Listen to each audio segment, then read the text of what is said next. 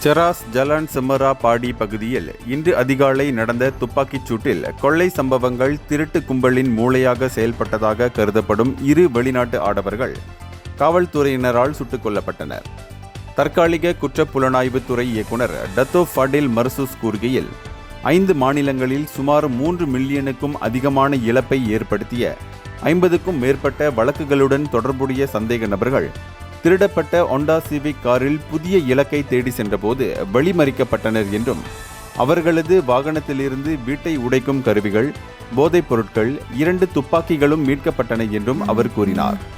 இந்த கும்பல் 2022ஆம் ஆண்டு முதல் செயல்பட்டு வருவதாகவும், கொள்ளை, திருட்டு, போதைப்பொருள் நடவடிக்கைகளில் ஈடுபட்டுள்ள சுமார் 15 உறுப்பினர்களை கொண்டிருப்பதாகவும் நம்பப்படுகிறது எனவும் ஃபடில் தெரிவித்தார்.